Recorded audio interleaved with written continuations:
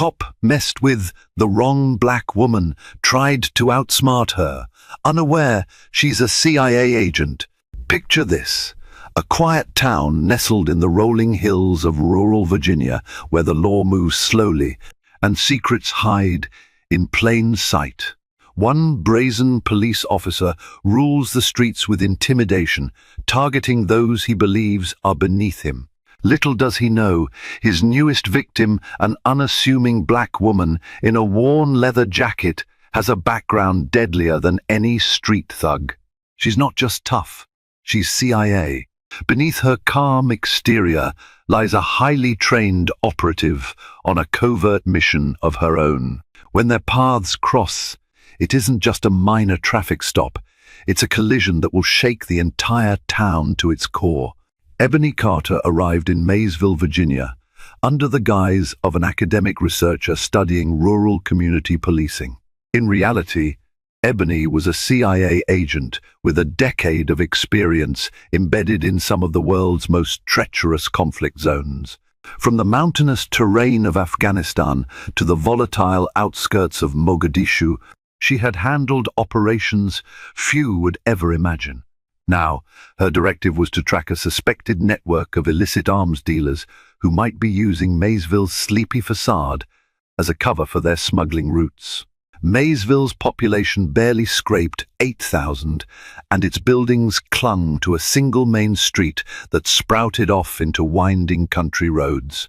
The nearest major city, Richmond, was nearly 3 hours away. This isolation made the area ripe for hidden criminal activities and power abuses.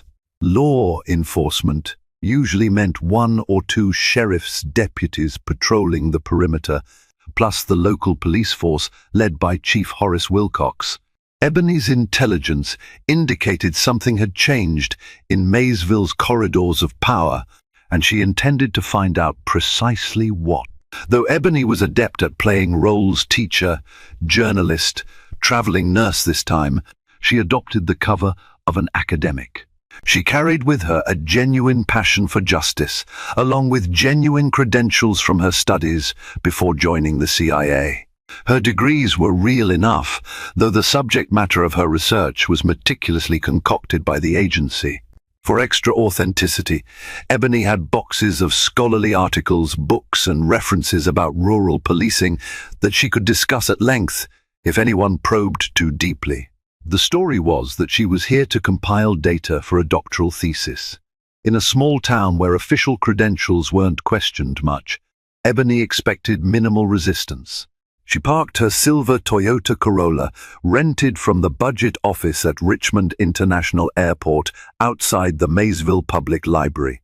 It was early afternoon, and the sun illuminated brick walls and the cheerful, hand-painted sign that read Maysville Public Library, Est, 1952. She planned to meet with the head librarian to inquire about local history archives, but fate had other plans. Officer Charles Chuck Durkin, a local policeman known for his short temper and tall stature, followed Ebony's car from the moment she turned off the highway. Tall and broad-shouldered, Chuck had joined the Maysville Police after being discharged from the Marine Corps under less than honorable circumstances, a fact that Ebony would only learn much later. Where she came from, Ebony had encountered enough Chucks to last a lifetime, men who wore their rage like a uniform, brandishing arrogance and prejudice in equal measure. When Ebony stepped out of the car, Chuck pulled his cruiser in behind her, lights flickering but no siren. She didn't flinch. People often assumed that a woman of color in an unfamiliar town might cower under the authority of a white police officer. But Ebony's nerves had been tested in places where the bullets rained down in nightly fireworks. She was hardly shaken by a single badge in a tranquil Virginia town. Still, she was under strict orders to maintain her cover, avoid drawing attention, and gather intel stealthily. Chuck's attitude was evident even before he spoke. He approached Ebony with a swagger, hand resting on his belt, close to his taser. "Afternoon, ma'am," he drawled, looking her up and down. "We don't see many new faces in Maysville, especially those who zip straight to the library. Mind telling me what brings you here? Ebony offered a polite smile. Research. I'm Ebony Carter, a doctoral candidate at Norfolk State University, she said, reaching into her bag. I have a letter of introduction. Let's see some ID first, Chuck interrupted, his tone accusatory. Ebony obliged, slowly retrieving her driver's license. She always kept her fake CIA documentation separate but easily accessible if she needed to pivot her cover. Chuck studied her license, then eyed her again. There was a flicker in his gaze, something akin to suspicion or a sense of power that he relished. How long do you plan on staying in town? He asked. Depends on how quickly I can gather the materials for my thesis, Ebony said softly, keeping her voice measured. Maybe a few weeks, Chuck grunted. Well, Maysville is a quiet place. Don't go stirring up trouble, you hear? Understood, officer, she replied calmly. He held her gaze for a moment longer, as though waiting for her to cower or show a sign of fear. When none came, he jerked his head in a dismissive nod. All right then, he said. You have a good day, Miss Carter. Ebony watched him walk back to his cruiser. She could sense that this was not a mere welcome to town courtesy from the local police. Chuck was sizing her up. Part of her training told her that he was the type of small town officer who liked to mark his territory.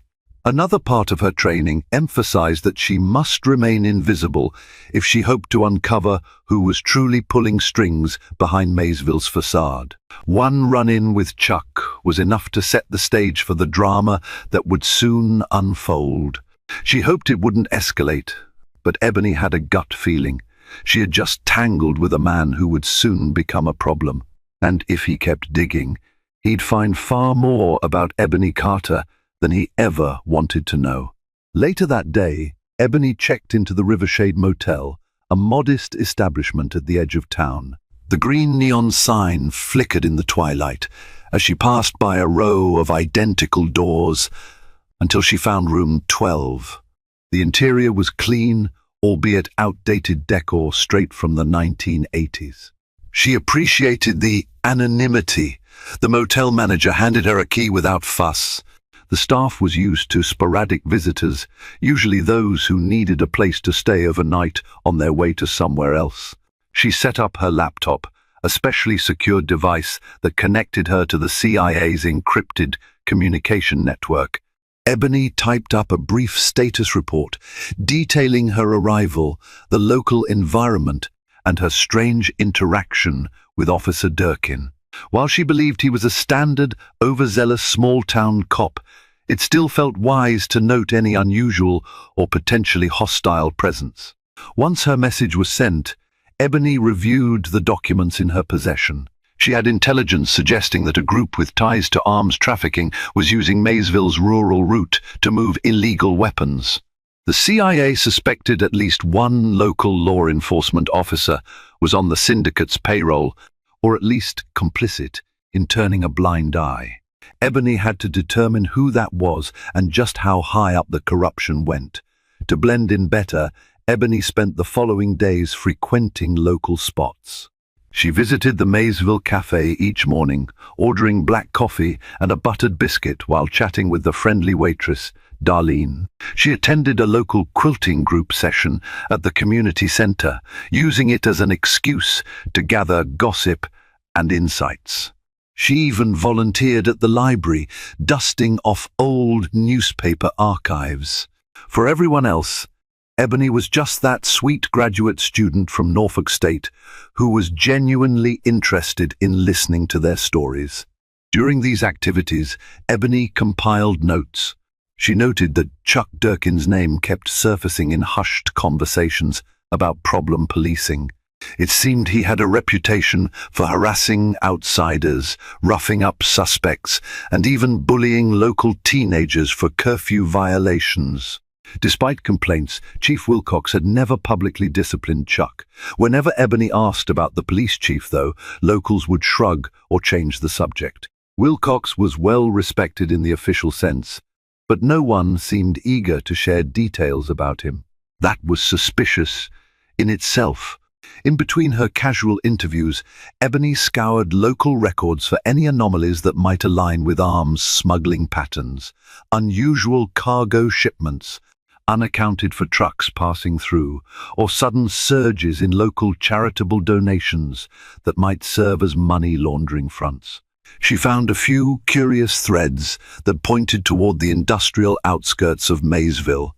An abandoned warehouse near the old railroad track had been purchased for a surprisingly high amount by a shell corporation.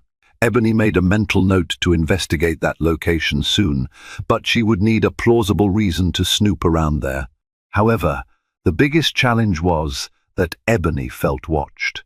She couldn't shake the impression that Chuck or someone else kept track of her every move. At first, it was fleeting. She'd look over her shoulder and see nothing. But one evening, while leaving the local library, Ebony noticed a dark sedan tailing her from a distance. She drove a few extra blocks in a convoluted route that only someone suspicious would take, doubling back around side streets. The sedan persisted until Ebony pulled into a well-lit gas station, where it sped off. The next day, Ebony's mail at the motel, a pamphlet from the local tourist center, had already been opened. Someone in this quiet town was messing with her, or at least trying to make her nervous. She had to keep her cover intact, but she also had to be prepared for confrontation. Her CIA training told her that unpredictability was key. If they wanted to rattle her, she needed to remain steadfast and unafraid.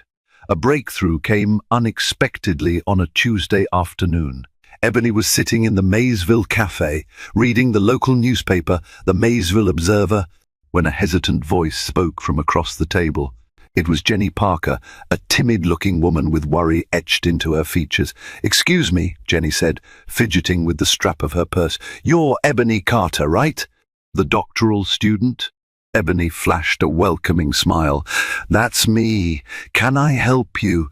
Jenny slid into the seat across from Ebony, eyes darting around the cafe. I saw you around the community center. You said you were doing research on policing, right?" "That's correct," Ebony said, setting the newspaper aside. "Rural policing practices, to be exact." Jenny took a shaky breath, leaning in closer so no one would overhear. I need to tell someone what happened. My brother was arrested 2 weeks ago by Officer Durkin. Chuck claims my brother was trespassing on private property, but he was just fishing near the creek that runs by Old Man Johnston's land. Everyone goes there. There's never been a problem before. But Chuck, he beat him badly, and then my brother ended up in the hospital with a concussion and a broken rib. Ebony's face remained neutral, but inside she felt her blood simmer. "Did you report this to the chief of police?" Jenny nodded hastily. "Yes, of course, but Wilcox said it was my brother's fault for resisting arrest. My brother swears he didn't resist. Chuck started hitting him for no reason. My brother tried to defend himself, but Chuck threatened to make it worse if he didn't shut up. Now they're charging him with assault on an officer." Tears welled in Jenny's eyes as she spoke. Ebony glanced around. No one seemed to be paying them any mind, but she stayed vigilant. She was aware that Chuck or his allies might have ears everywhere. "I'm so sorry. Has your brother gotten a lawyer?" "We can't afford a good one," Jenny whispered. "The public defender is overwhelmed and told my brother to just take a plea deal. It doesn't seem fair. My brother's been in trouble once before, petty theft when he was a teenager, but he's an adult now. 23 and working at the lumber mill. He's turned his life around, and now this will ruin everything." Ebony considered her next words carefully. She had come here to investigate arms traffickers, not local police misconduct. Still, if Chuck was this brazen, there might be a broader pattern of corruption. "I'm looking into different aspects of local law enforcement," Ebony told Jenny. "I appreciate you sharing this. Is there any evidence, photos of your brother's injuries? Or eyewitnesses?" Jenny nodded, rummaging through her purse. She pulled out a battered phone, scrolled through the gallery, and handed it to Ebony. The screen displayed a horrifying image, a young man with a swollen face, bruised jaw, and a black eye, lying in a hospital bed. Ebony felt anger flare within her. "I'm sorry," Ebony said softly, returning the phone. "Would you be willing to talk to me again, maybe in a few days, at a more private place? I'm gathering data for my research, but I also have connections that might be able to help." Relief sparkled in Jenny's tear-streaked eyes. "Yes, anything," she said. She slid Ebony a slip of paper with her phone number. "Please, I'm scared to speak up, but you seem different. Like you might actually care." Ebony promised to stay in touch. As Jenny left, Ebony watched her go, heart heavy. Another puzzle piece slid into place. Chuck Durkin was not just a bully, he was dangerous. If Ebony wanted to crack the case of arms smuggling, and if her suspicions proved correct that local authorities were complicit, she needed to shine a light on the entire rotten structure. But she had to tread carefully. The CIA's main objective was to expose the arms network, but Ebony knew that injustice in one area often intersected with deeper corruption in another. Still, Ebony wondered how a small-town cop's violence connected to the rumored arms trafficking ring. Could Chuck be using intimidation tactics to keep the townspeople silent about suspicious activities? Or was his brutality simply a personal failing, separate from the bigger conspiracy? Ebony resolved to find out, and soon, 2 nights later, Ebony found a crumpled note under her motel room door. Written in shaky penmanship, it read, "Meet me behind Casey's gas station at midnight if you want information on Chuck. Come alone." Normally, Ebony was wary of late night. Clandestine meetings, too many had gone awry in her international stints. Yet her instincts told her this might be the break she needed. She readied herself, packing a discreet sidearm in her bag. Despite being in the CIA, Ebony had to navigate local laws carefully. Her concealed carry permit was part of her cover, and she doubted Chuck or his cohorts would appreciate the nuance if they found her carrying. The night air smelled of diesel and pine as Ebony arrived at Casey's gas station. She parked her Corolla a short distance away and walked, her footsteps silent on the deserted street. The station's fluorescent lights flickered, casting a sickly glow on the asphalt. Behind the building, Ebony spotted a shadowy figure wearing a baseball cap. She approached cautiously, ready for anything. "I'm here," she said, glancing around to ensure they were alone. The figure stepped forward, revealing a young man with sunken eyes, no older than 18 or 19. Ebony softened her stance. He looked more frightened than threatening. "You're Ebony Carter, right?" he whispered. "I am," she replied, scanning the area for hidden threats. "Who are you?"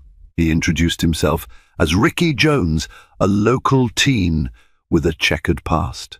He admitted to having minor run-ins with Chuck Durkin, but insisted he was trying to change his life around. "I heard you're asking about Chuck," he said in a hushed tone. "I know some stuff. He's bad news." Ebony coaxed him gently, ensuring him she only wanted the truth. "What do you know?" Ricky hesitated, then spoke quickly, words tumbling out as though he'd practiced them. "I've seen Chuck meet with these guys at the old warehouse by the railroad tracks. It's near Route 406. They roll in at night, trucks with out-of-state plates. Chuck sometimes escorts them in his cruiser, no lights, just heading out there. My cousin and I were messing around there once, and we spotted them loading crates off the trucks. Chuck caught us, roughed us up, told us we'd regret it if we said anything." Heart pounding, Ebony pressed for details. "What kind of crates?" "Big ones," Ricky whispered. "I heard them talking about guns, military stuff. I thought it was weird that a local cop was helping them. But nobody dares question Chuck. He's real close with the chief." Ebony nodded grimly. This was the tangible lead she needed, confirmation that Chuck might be in league with arms smugglers. "Why are you telling me this?" Ricky's jaw tightened. "Because I'm sick of living in fear. Chuck's done enough damage around here, and I heard you might be, well, connected." Ebony placed a reassuring hand on Ricky's shoulder. "You did the right thing. Please be careful. Don't mention this to anyone else. I'll look into it. If you have a safe place you can stay, do so." Ricky nodded, fear evident in his eyes. "Yeah, I'll crash with a buddy out of town for a while. Just stop them, okay?" Ebony promised him she would try. As Ricky slunk off into the darkness, Ebony's mind buzzed. The warehouse by Route 406 was undoubtedly the same site she had flagged earlier in her research. This was more than a local cop's petty corruption. It was a direct pipeline for smuggling. She'd suspected it, but hearing it confirmed from a terrified teenager turned her suspicion into resolve. She decided to do a reconnaissance run that very night. CIA protocol cautioned against impulsive action without backup, but Ebony was no stranger to infiltration. She still had her specialized equipment, night vision goggles, a covert earpiece, and a small camera with a high-powered lens. Slipping back into her Corolla, Ebony steeled herself. If the rumors were true, Maysville was more of a powder keg than she had initially believed. Around 1:00 a.m., Ebony parked her car on a dirt road near the warehouse. She cut the engine, relying on the moonlight to navigate. The structure was a looming silhouette, abandoned, rusting metal, siding tinged with the faint glow of distant street lamps. Ebony slipped out of the car, quietly making her way through the brush until she found a vantage point that overlooked the warehouse's loading dock. At first, the night was still. No lights, no sounds of activity. Ebony waited patiently, recalling her training. Remain silent, blend with the environment, observe. Time stretched on, and she began to wonder if she'd come on the wrong night. Just as doubt crept in, she saw headlights in the distance, 2 trucks rolling in, followed by the unmistakable silhouette of a police cruiser. Tension coiled in Ebony's stomach. She lifted the camera, zooming in. Under the moonlit sky, she could make out Chuck Durkin stepping from the cruiser. A second figure emerged, Chief Wilcox. Ebony's pulse quickened. If the chief was directly involved, this was bigger than a rogue officer. She snapped photos as the trucks backed up to the loading dock. Men hopped out, prying open the truck doors and hauling out large wooden crates. Though too far away to hear, Ebony could guess the conversation was tense. Chuck pointed to something in one of the crates, and Wilcox nodded. A man from the truck used a crowbar to lift the lid of a crate. Even from her vantage point, Ebony could see the glint of metal rifles, maybe assault weapons. She captured as many photos as she could, adjusting the camera to get different angles. One of the truck drivers lit a cigarette, briefly illuminating his face. Ebony's camera clicked. She'd run those images through the agency's facial recognition software later. A wry smile tugged at Ebony's lips. This was the evidence she needed. If all went according to plan, these images could bring down an entire operation. But Ebony also knew the next step, confirming the location of the final drop-off and tying Chuck and Wilcox directly to the broader criminal network. The men unloaded the crates for nearly an hour. Finally, the trucks drove off, leaving Chuck and Wilcox behind. The police cruiser followed a minute later, its red taillights glowing malevolently in the distance. Ebony waited until she was sure they were gone before she moved. Standing up from her crouched position, she eased the stiffness out of her limbs. She had them photos of an illegal arms shipment, with local law enforcement apparently playing the role of accomplice. Her mind raced with possibilities. She could alert her superiors, send the photos up the chain, and wait for a federal operation to swoop in. Yet Ebony also felt the weight of Maysville's civilians, people like Jenny Parker and her brother, who had been brutalized by Chuck's unchecked power. Ebony was determined to see this through carefully, ensuring that justice would be served on all fronts. The following evening, Ebony settled into her motel room, uploading the photos to her secure CIA database. Her encrypted line buzzed, a response from her CIA handler, code-named Tracker. The message was brief and direct. Evidence received, further instructions pending, maintain cover. Ebony logged off and exhaled.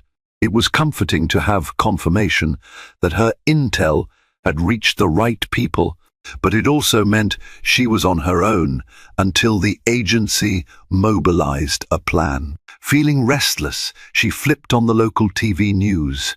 Maysville rarely made headlines, so the anchor rattled off stories from the county seat: a tractor accident on Route 22, a local bake sales record donations, and a final story about a hit and run the previous night.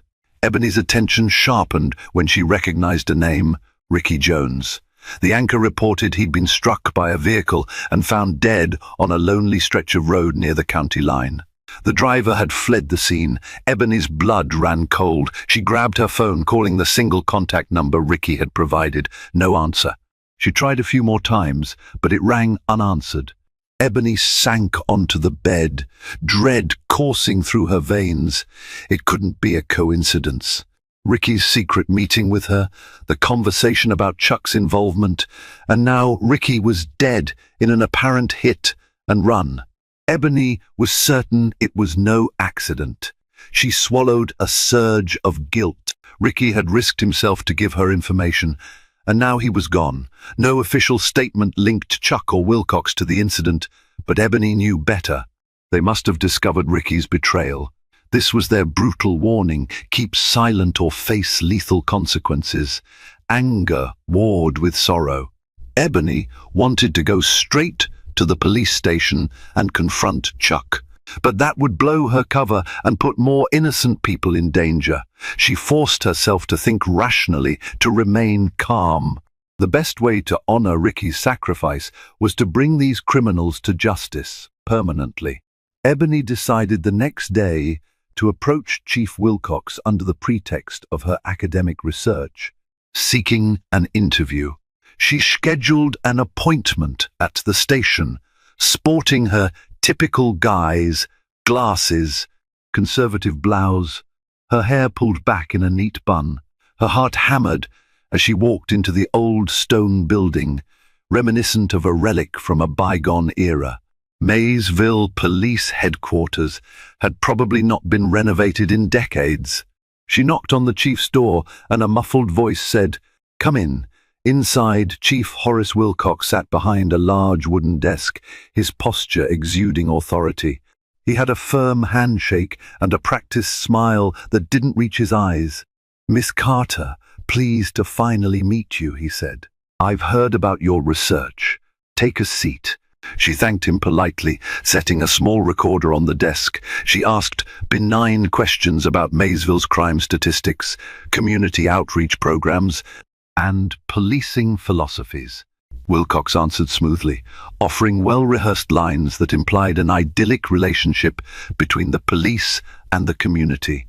Ebony waited until the end of the interview to steer the conversation. "Chief, I've also heard some complaints from locals about Officer Charles Durkin. They claim he's overly aggressive. What's your take?" A flicker of something warning or anger flashed in Wilcox's gaze, but it vanished in an instant. "Officer Durkin has a strong personality," Wilcox conceded. "He's effective at his job. In a small town, people sometimes misunderstand firm policing for aggression." Ebony pressed gently. "And you have no concern about misconduct?" Wilcox's eyes narrowed. "I stand by my officers. If there were valid complaints, we'd address them. Do you have reason to believe otherwise?" She forced a casual shrug. "No, just following up leads for my research. Small-town policing can be unique compared to big cities, and it's worth exploring all perspectives." Wilcox leaned forward, steepling his fingers. "Well, Miss Carter, I suggest you focus on the bigger picture. Maysville is a peaceful place with good, hard-working officers." Ebony nodded politely, ended the interview, and left, well aware she had gleaned nothing of substance from him. She had expected as much. Yet she noticed something chilling on her way out. Chuck Durkin stood in the hallway, leaning against a wall, arms crossed. He watched her leave with a smug twist to his lips. Ebony offered a polite nod, and he returned a curt jerk of his chin. She knew he was silently reminding her that he was watching. Back in her car, Ebony felt a twinge of fear for perhaps the first time. She'd faced warlords, terrorists, and dictators, but something about Chuck's lethal brand of small-town authority was deeply unsettling. The knowledge that he had almost certainly murdered Ricky Jones or arranged it made him more dangerous in Ebony's eyes. While Ebony strategized her next move, the news traveled fast about Ricky Jones's death. A hush fell over Maysville, a collective fear that no one voiced openly. Ebony reached out to Jenny Parker, wanting to check on her. The phone rang endlessly before Jenny finally picked up. "Ebony?" Jenny's voice wavered. "It's not a good time." "I'm sorry, Jenny," Ebony said, softly. "I heard about Ricky Jones." A tremor filled Jenny's reply. "He was friends with my brother. They used to go fishing together. Now he's gone." Ebony didn't want to ask but needed to. "Is Chuck harassing you or your brother again?" Jenny hesitated, then sighed heavily. There's a hearing tomorrow for my brother. The charges might get upgraded. They're saying the injuries Chuck got during the arrest qualify as police battery. My brother's lawyer says there's a chance of jail time if he doesn't plead guilty." Ebony's stomach knotted. This was how Chuck maintained power. He used the legal system as a weapon. "Can I help?" "I don't know," Jenny whispered. "I just want this to end." Ebony paused. "If you're willing, I can connect you to some people I know. They're outside Maysville and have resources for legal support." Jenny's breath caught. "You do that? I will. But we must be careful. Chuck is dangerous, and so is the chief." Ebony arranged to meet Jenny at a discreet location near a park on the outskirts of town. That evening, they convened at dusk, away from prying eyes. Ebony provided a phone number for a legal aid foundation she had ties to through a friend in the Justice Department. Technically, Ebony was overstepping some CIA protocols, but she couldn't stand by while Chuck destroyed more lives. Jenny was grateful, though clearly terrified. After Ebony gave her instructions on how to safely contact these allies, she gently pressed Jenny for any more information about the police department's internal workings. Jenny shook her head. "I don't know much else, but Chuck always seems to have money, you know, drives a new truck, buys rounds of drinks at the bar. People gloat about how cops don't earn that much in Maysville." "Something's off," Ebony nodded. She'd suspected as much. Chuck's lavish spending pointed to bribe money or payouts. "Thank you, Jenny," Ebony said. "Remember, if you see or hear anything unusual, call me immediately." Tears filled Jenny's eyes. "I just want my brother safe." Ebony gave her a reassuring hug before they parted.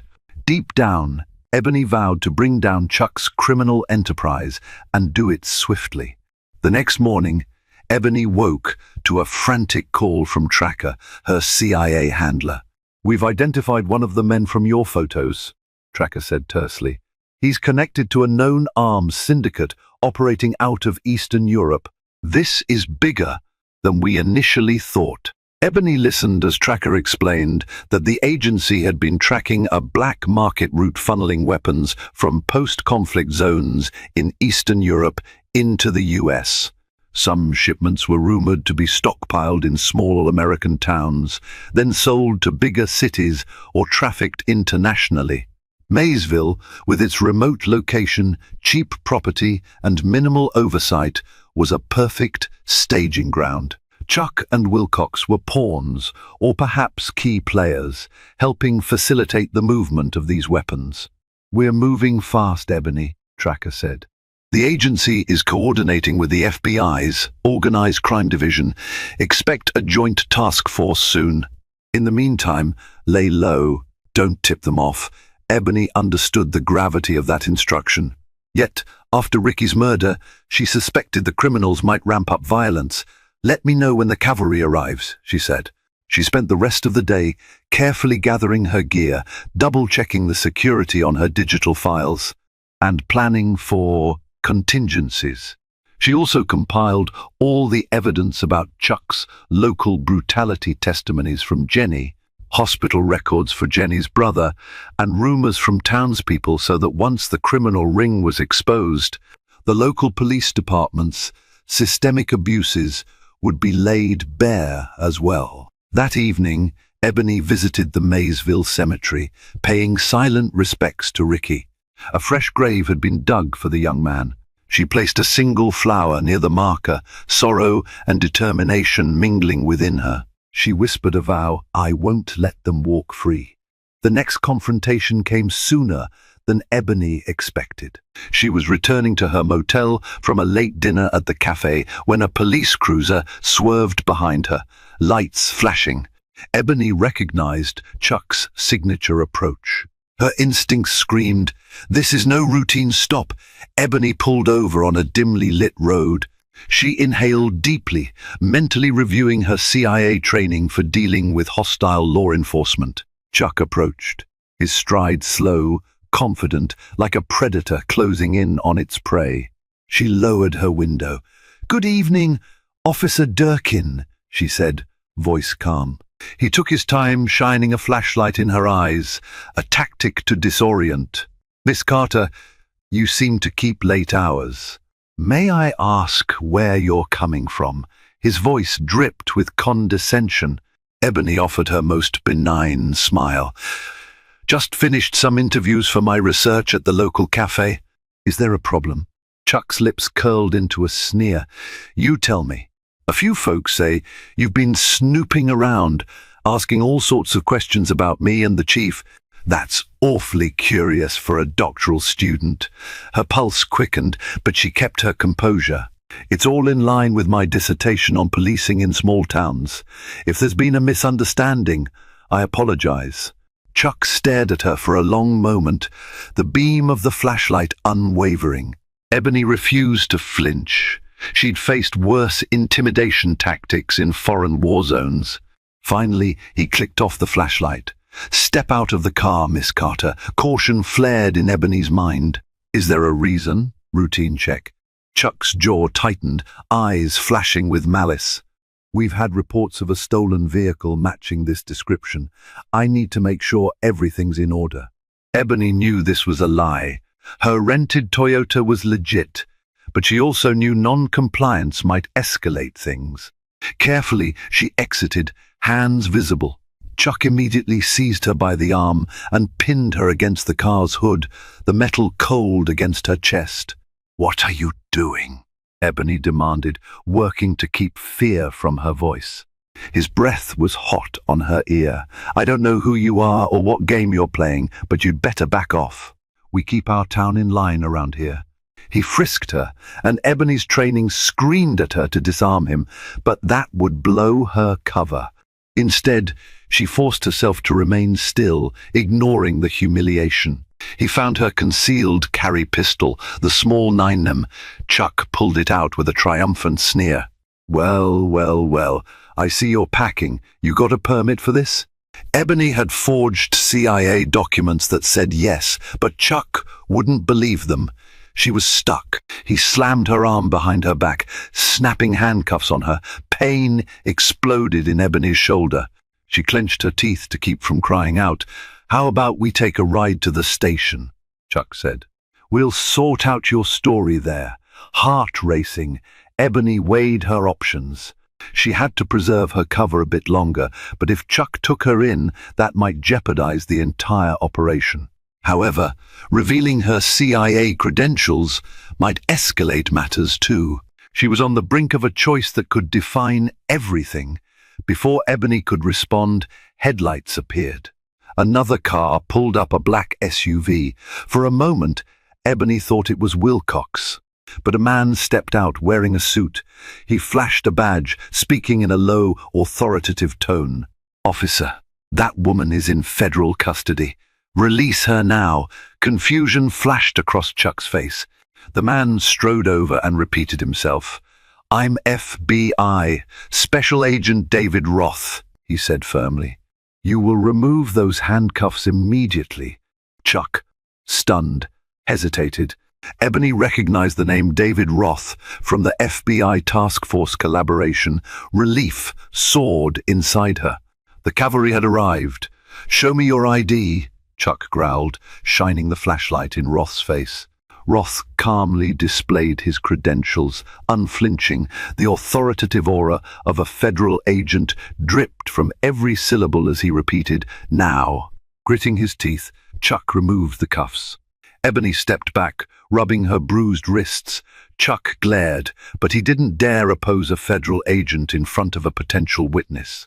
Roth leveled a steely stare at Chuck, as though memorizing every line of his face. Then he guided Ebony toward the SUV. Chuck stood there, furious but seemingly powerless in the moment. As the SUV sped away, Ebony exhaled a tremulous breath. "Perfect timing, Agent Roth." "I owe you one." He gave her a quick nod, jaw set. "We're all on the same team here. Let's get you somewhere safe, then plan our next move." In a secured conference room, at a small FBI field office, an hour outside Maysville, Ebony met with Agent Roth and a handful of other federal officers. They spread out Ebony's photos on a table, cross-referencing them with the agency's data on weapons trafficking. Ebony sensed tension in the air, a sense of urgency. Roth summarized the situation. "We have enough evidence to stage a raid on that warehouse. Our goal is to intercept the next shipment, make arrests, and flip the smaller fish, namely Chuck and Wilcox, into testifying against the higher-ups. But we need your intel on their patterns." Ebony detailed her observations, Chuck's intimidation tactics, the suspicious nighttime deliveries, Wilcox's direct involvement. She also emphasized the local residents' suffering under Chuck's brutality. Roth nodded gravely, acknowledging they would coordinate with the Justice Department to bring civil rights charges where applicable. "How soon can we move?" Ebony asked. "Tomorrow night," Roth said. "We have a window when we believe another shipment is scheduled. You'll be part of our team, given your intel. But let me be clear, this is a federal bust. Maysville PD will be left in the dark to avoid tipping off the suspects." Ebony felt a surge of relief. Finally, justice was on the horizon. They confirmed details, hammered out logistics, and parted ways to rest. Ebony found a temporary safe house accommodation arranged by the FBI. Before sleeping, she made a single, secure call to Jenny Parker's new lawyer, ensuring they had protective measures in place for Jenny and her brother once the hammer fell. The pieces were aligning perfectly if everything went according to plan. The night sky was moonless as Ebony and the joint task force converged on the warehouse. The area was dark, save for the faint beams of flashlights and the hush of radio chatter in Ebony's earpiece. She wore a bulletproof vest, labeled FBI, a concession to the official chain of command. Still, her CIA instincts were sharp.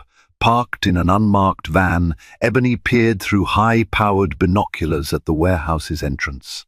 A line of black SUVs and unmarked sedans circled the perimeter, each containing heavily armed agents waiting for the signal. On Ebony's left sat Agent Roth, scanning a thermal readout for any sign of guards. They had planned every detail, no sirens, no local police involvement. Finally, headlights appeared. A large truck approached, flanked by Chuck's police cruiser and another civilian car. Ebony recognized as Chief Wilcox's. Over her earpiece, Agent Roth's voice crackled. "That's our cue. The truck parked, and the men got out. Chuck, Wilcox, and several others. They unlocked the warehouse door and backed the truck into the loading dock. Then they began unloading crates. Ebony snapped photos from inside the van, verifying the operation. Roth gave a final nod. "Go." Like a well-orchestrated dance, the federal agents moved in. Flashbangs erupted at the entrance, sending disorienting light and sound waves through the cold night air. Shouts of FBI, "Hands up!" echoed, the clang of metal doors resonating as the team stormed the facility. Ebony exited the van and followed the second wave of agents. Her heart hammered with adrenaline. She saw Chuck spin around, gun in hand, eyes wild. Chief Wilcox grabbed for cover, returning fire at the intruders. Bullets ricocheted off crates, splintering wood and releasing clouds of dust. The tang of gunpowder filled Ebony's nostrils. She dove behind a concrete pillar, her sidearm poised. An FBI agent yelled for Chuck to drop his weapon. Chuck cursed and fired a round that narrowly missed Ebony, chipping concrete overhead. Ebony steadied her aim, but an agent near her already had Chuck lined up. A single shot rang out, and Chuck screamed as he collapsed, clutching his leg. The agent rushed forward, pinning him to the ground and cuffing him. Wilcox tried to make a break for it, but Ebony intercepted him, raising her weapon. "Freeze, Chief!" she yelled, voice strong. "Don't make this worse." Wilcox's eyes darted around in panic. He lifted his hands slowly, dropping his gun. Agents swarmed him, forcing him to the floor. Within minutes, the federal team secured the area. Several armed henchmen were apprehended, and the truck's driver was dragged out, cursing in a foreign accent. Ebony recognized from the Balkan region. A sense of triumph, tinged with heartbreak for Ricky Jones and all the locals Chuck had harmed, flooded Ebony. By dawn, the warehouse was sealed off, and the suspects were in custody. Ebony and Agent Roth stood near the perimeter, overseeing the final details. Forensic teams catalogued the crates filled with assault rifles, ammunition, and possibly heavier weapons. This was a massive bust one that would reverberate far beyond Maysville. Chuck, his leg bandaged from the gunshot wound, was wheeled out on a stretcher by paramedics. The arrogance was gone from his eyes, replaced by fear and pain. Ebony watched him pass, remembering how he had pinned her to her car, how he had tormented Jenny's brother, and likely orchestrated Ricky's murder. This was his reckoning. Chief Wilcox was led out in handcuffs, an FBI agent on each side. He had none of the composure he'd displayed behind his desk. His face was pallid, eyes hollow. Another corrupt official, brought down by his own greed and willingness to terrorize the community. Ebony hoped that seeing them like this would help the town heal. Yet she also understood that healing wouldn't be immediate. Wounds needed time to close. Agent Roth approached, congratulating Ebony on her crucial role. "We'll be sifting through evidence for weeks," he said, "but we've got them. Great work, Carter."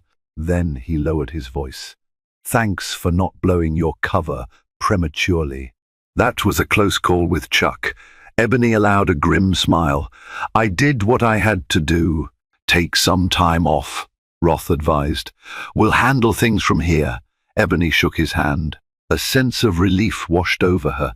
She had completed her mission and preserved lives in the process, though the loss of Ricky still weighed heavy on her heart. Maysville would never be the same, and that was a good thing. A week later, Ebony visited Jenny Parker and her brother, who had been released on bail thanks to the legal support Ebony had arranged. The new district attorney, brought in by the state after the scandal, was reassessing all charges made by Chuck, and it seemed likely that Jenny's brother would be cleared. Jenny, visibly relieved, clung to Ebony with tearful gratitude. "I can't believe it," Jenny said. "They're finally gone. Chuck and Wilcox. They were like ghosts haunting this town." Ebony nodded. "I'm just glad you and your brother are safe." In the weeks that followed, Ebony remained in Maysville under her academic persona, assisting federal investigators by quietly collecting any additional information from townspeople who were now more willing to talk. She acted as a liaison, bridging the gap between the traumatized community and the cautious feds. Eventually, Ebony packed her belongings and prepared to leave Maysville. She stood by her car, staring at the rolling hills, the quiet streets, and the old library. Despite everything, the small town had grown on her. She thought of Ricky Jones, whose brave act of sharing information had been the catalyst for the entire operation. Her phone buzzed with a new assignment, a directive to return to CIA headquarters in Langley, Virginia, for a debriefing and potential redeployment. Ebony sighed, slipping the phone back into her jacket. She would go wherever the agency sent her, continuing her life's work. Yet Maysville would stay with her as a reminder that corruption can lurk even in the most peaceful-seeming corners, and that a single voice, be it from a terrified teenager or a determined CIA agent, can spark the kind of change that ripples through entire communities. She climbed into her Corolla, took one last look at the fading skyline, and drove away, leaving Maysville forever changed. And so ends the tumultuous tale of how a corrupt small-town cop tried to mess with the wrong black woman, unaware she was a highly trained CIA operative. Maysville is now on the road to healing. The warehouse stands empty, its secrets laid bare. Charles Chuck Durkin and Chief Wilcox face the consequences of their criminal conspiracy, while the local folks reclaim their sense of security. But Ebony Carter's story doesn't end here. She'll continue her covert missions, exposing the dark corners of the world and defending the innocent, no matter where duty calls. If you found this story gripping, if the twists, the drama, and that sweet taste of karma kept you on the edge of your seat, don't forget to show your support. Give this video a like, share it with your friends, and most importantly, subscribe to our channel. Because out there, another heart-stopping tale is waiting to be told. Stay tuned.